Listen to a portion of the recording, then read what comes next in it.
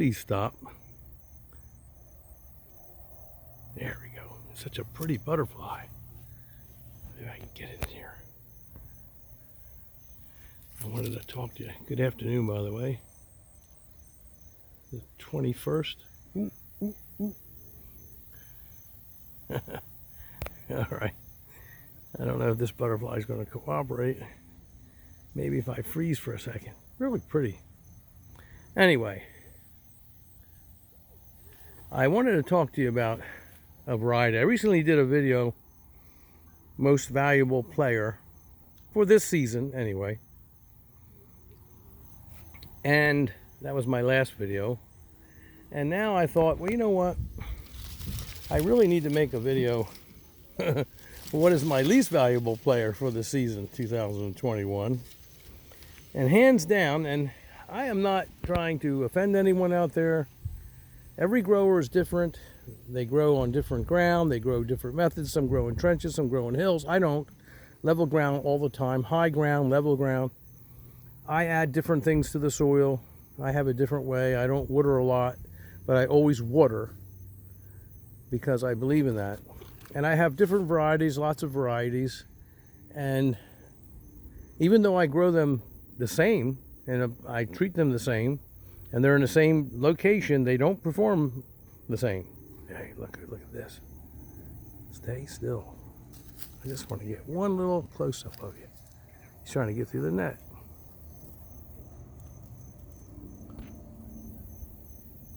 Okay, stay still for a second. I'm a little nature crazy. I love moments like this. Well, let me get back to my lesson for today, or my purpose. There we go. Look at that. The problem is I can't see them too good. Okay, stick around, buddy. I'm not finished with you yet. Hey, Deb, come look at this beautiful butterfly. I'm doing a video. Anyway, let's get back to the for 2021, and today is the 21st of September, and hands down the worst variety that I grew this year, gosh, and I don't think I got one decent fig off this thing, is Brooklyn White. And I grew it. Look at that horrible thing. I've thrown tons of these away. I'm just doing a video. Where's the butterfly? The butterfly's over here. Come on over. There he is, look. Yeah, he likes you, Deb. Look. Come here for a second. Oh. Oh, wow. Come on. Oh, He's the least cooperative. He doesn't want to be a movie star. Oh, I don't. I like that kind of a person. Okay. More butterfly. Oh, I didn't. There he is. Blue underneath. I just want to get one good look at him. Look at the blue. He has a lot of blue. You know, he's beautiful to me. He just wants to get out of there. I don't blame you, buddy. I'll let him out. Oh. There you go. There, that's it. Look at the fluorescence. Look at that. Iridescent blue. Iridescence. Hey there, buddy. Okay, I don't want to bore my viewing audience here. But let's get back to this Brooklyn White. It is a horrible fig this year. Now, it wasn't good last year either. And it just splits and cracks. And when it doesn't split and crack, it rots inside and tastes terrible. It sours. There's sour flies. I've had real difficulty. And this tree was very, very prolific. I mean, it produced a lot of figs. I have this in several videos where I'm going through my fig garden, and you will see a lot of these figs. And boy, did it produce. But what good is it if every fig that it produces is rotten inside? Look at that. They're all rotten, and it hasn't rained for a while here. And I could take you over and show you a lot of other figs that are just beautiful. Let's just go over to this next one right here. Look. Okay, this is red Lebanese. And you know, I could even, if I wanted to, look, I could just eat them. It's sad. I haven't gotten one decent fig off this Brooklyn White.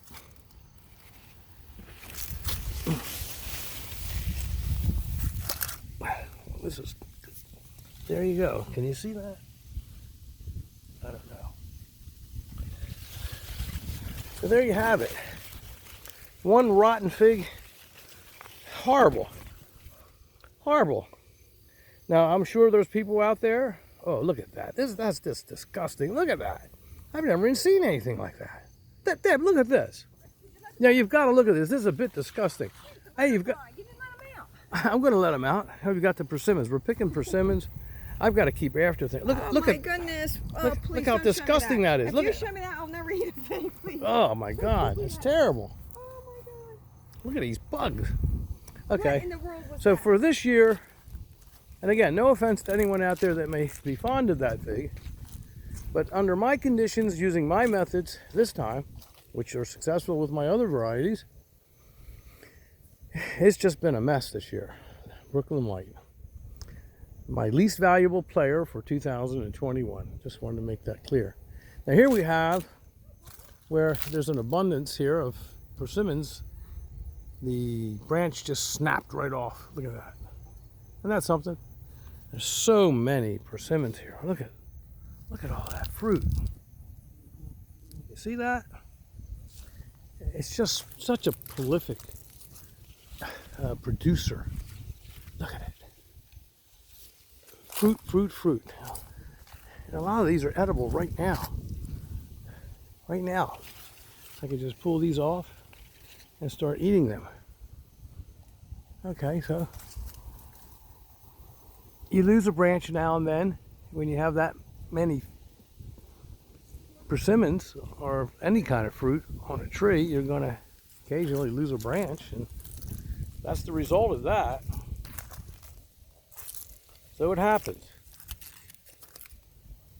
Now, here's something that you never want to do, and here I'm going to confess. You caught me red-handed. That's okay. It's reality, and I try to be as truthful as I can. I just can't always keep up with everything, everybody out there. You know, I'm getting a little older, and it's a little bit more of a struggle each year. I've got too many things to take care of. I'm very active and physically fit, but I can only do so much. And then if I want to go away for a couple days or try to enjoy my life in other ways, I've got to sacrifice. Here we have pawpaw. Look how many of them. They've just fallen to the ground. They were ripe, and we did eat a few, but I just can't keep after them. Now I've got to come out here to discourage the bugs and flies and things, which don't seem to be too bad. I do see some kinds of creatures, but not real flies, which I hate. But I need to just come out here in a few minutes. I can have these all picked up and put them in the compost heap. And I'm going to do that. But there's still plenty of pawpaw that haven't ripened yet. I've mentioned before in a previous video that I've got about 6 different varieties grafted to this particular tree. And it's an old tree. I'm looking up in this tree now. I see that there are a lot of these that have fallen down. So it looks like almost the whole crop, but it isn't the whole crop. And I can feel that, and I know that if I took a knife to that right now, which I probably will do for you in a minute, we can have a pawpaw together. This is another tree. These are old trees, very old trees, over 20 years old trees. Now this one hasn't ripened as quickly, didn't come to fruition as quickly as the other. And you can see that there's a lot of pawpaws up there. Let's get a close-up for you. And these are a little soft, so I could cut into them. But these things happen when you can't really spread yourself as thin as you would like to. It just becomes impossible. You can only stretch a rubber band so far, and then it snaps. Am I right? And I can only stretch myself so far, and I don't want to snap. So I do what I can do, but I can't do it all. Went away for a while on vacation, and when I got back, well, this is the result of that. I kind of missed a lot of those. Let me get my knife out. I've opened these. I only had very few videos on pawpaw. It's a magnificent tree, an indigenous tree to the United States to North America rather. It's the largest indigenous fruit that we have in this country. Many people prize the flavor. Certain varieties taste really good. Certain varieties don't taste so good. Some have a smell that my wife doesn't like, and I don't like it either. But she really doesn't like it. She has a keener nose than I have. But, which is an anomaly in itself, since mine's about 10 times larger than hers. But she doesn't like the smell of the pawpaw, except for a few varieties which she will tolerate, and she does like them. She will eat them. And I'm kind of the same way, but I'm a little more tolerant as far as the smell. Now, how am I going to cut into this thing with only 2 hands? Oh, let me sit down here and try it this way. I'll try it. There we go. There we go. This is perfectly edible. I can't get it. I'm sorry. I have to apologize here. Not prepared. I wish Debbie was a little closer. But anyway, you get the point. Pawpaw. It's good. Some people liken it to banana custard. Hey, it's a pawpaw. Just like I say, it's a fig, it's a fig, it's a fig, it's a fig. It's not a cherry, it's not a strawberry, it's not a raspberry, it's a fig. It's a fig, it's a fig, it's a fig. Okay, it's not a berry.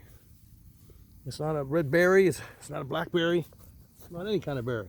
It's not a blueberry. It's a fig. And of course we try to use some guide, some comparison so that we can project to our friends out there and the people viewing our videos. We try to project some kind of a comparison so that they can get an idea of what it's like. Is it a little bit strawberry-ish? Okay, maybe it is, but it really isn't.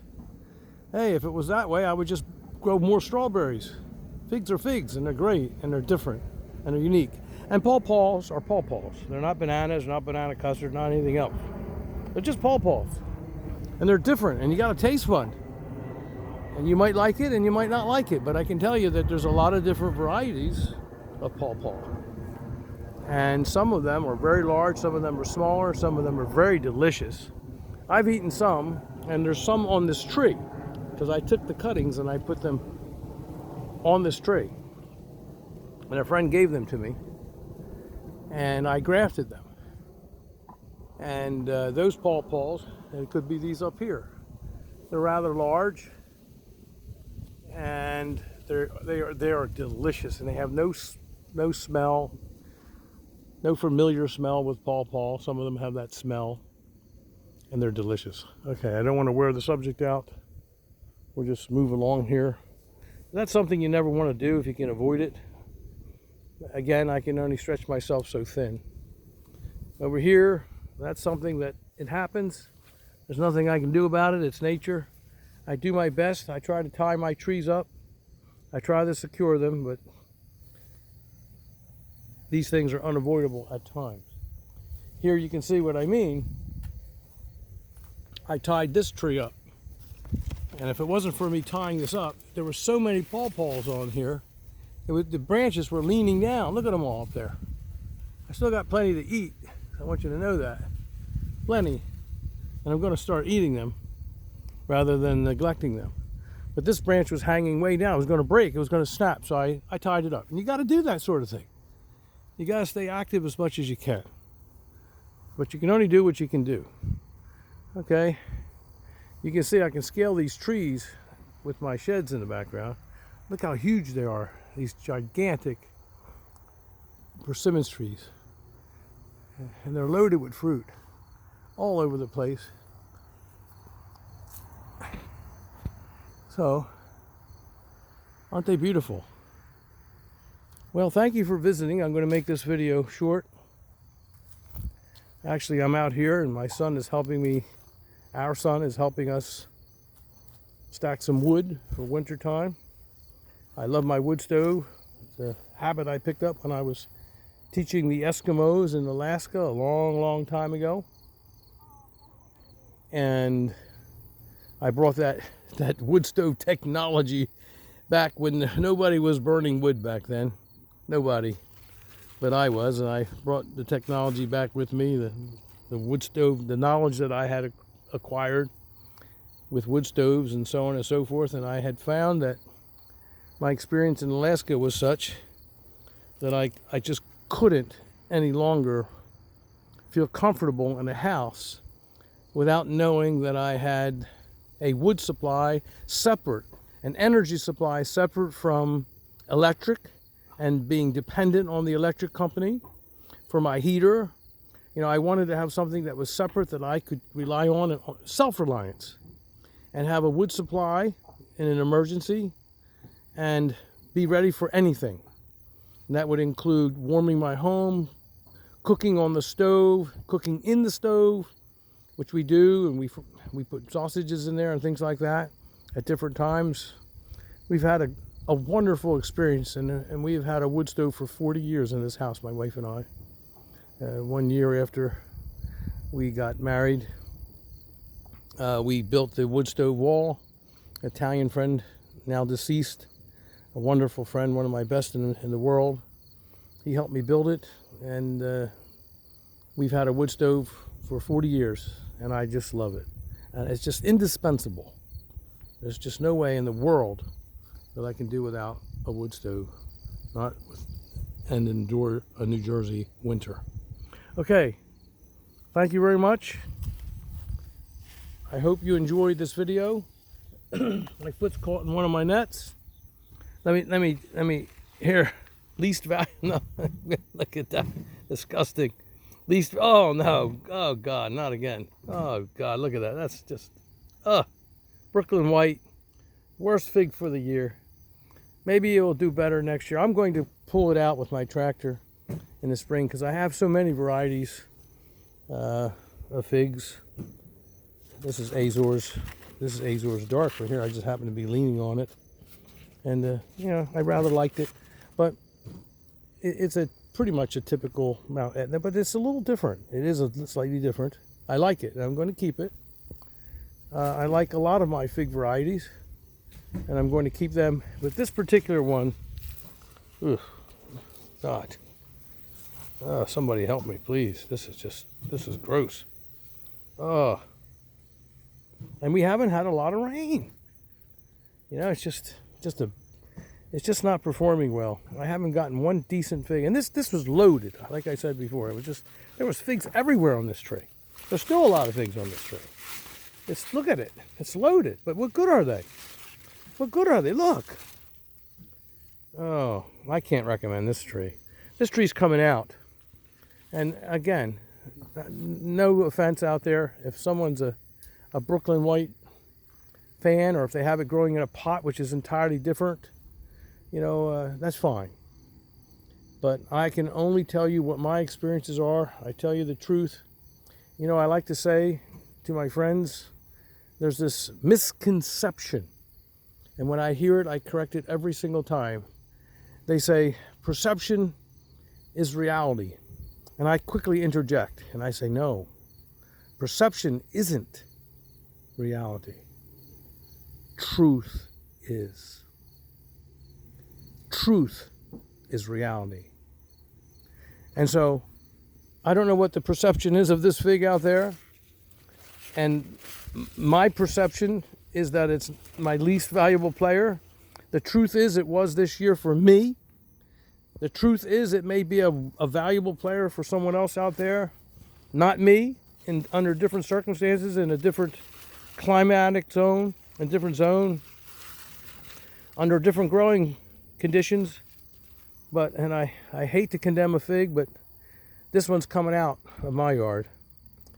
With that, thank you so much for visiting. I so enjoy your visits. I hope you enjoy mine.